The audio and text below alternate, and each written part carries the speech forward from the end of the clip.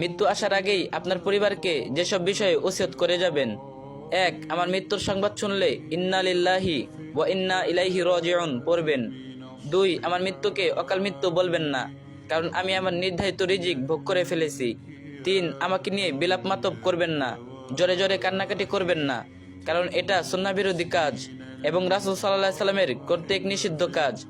4. আমার মৃত্যুতে 40 কুলখানি মিলাদ করবেন না, কারণ এটা স্পষ্ট বিদআত। 5. যারা আমার মৃত্যুর সংবাদ শুনবেন তারা অবশ্যই আমার জানাজায় অংশগ্রহণ করার চেষ্টা করবেন। 6. আমার লাশ মাহরাম ছাড়া অন্য কাউকে দেখাবেন না। 7. আমার লাশকে সুন্দরভাবে বিশ্বস্ত মানুষ দ্বারা গোসল করানোর ব্যবস্থা করবেন। 8. লাশ দাফনে ইসলামিক রীতিনীতি অবলম্বন করবেন, সমাজের নয়। 9. আমাকে কবরস্থ করার পর কিছুক্ষণ সেখানেই থাকবেন আর পড়বেন আল্লাহুম্মা সাব্বিতহু, আল্লাহুম্মা সাব্বিতহু।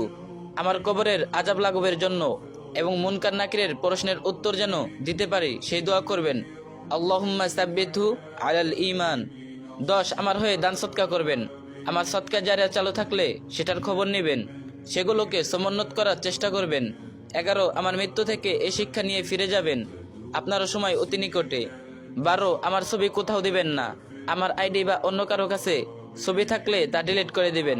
বাসায় আমার ছবি থাকলে ফেলে দিবেন, দেয়ালে ঝুলিয়ে রাখবেন না। 13.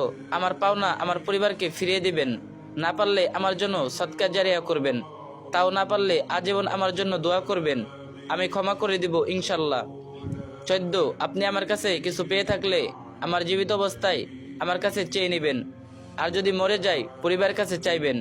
পরিবারের লোকদের বলবো আপনারা তাদের পাওনা দয়া করে দিয়ে দিবেন, আর পরিবার না দিলে আল্লাহর জন্য আমাকে ক্ষমা করে দিবেন, এতে আল্লাহ আপনাকেও ক্ষমা করবেন। 15. আমার জন্য বেশি বেশি দোয়া করবেন, আমার নামে গীবত করবেন না, কারণ আমি আল্লাহর স্থানে পৌঁছে গেছি। আল্লাহর কাছে আকুলতা, আল্লাহ যেন আমাদের ইমানের সহিত কালিমা উচ্চারণের মাধ্যমে শহীদে মৃত্যু দান করেন, আমিন। এই ভিডিওটি আরেকজনের সাথে শেয়ার করে মৃত্যুর কথা স্মরণ করিয়ে দেন, আর যে যত পারেন কপি লিংক করে দিয়েন। ترابي وأعجب من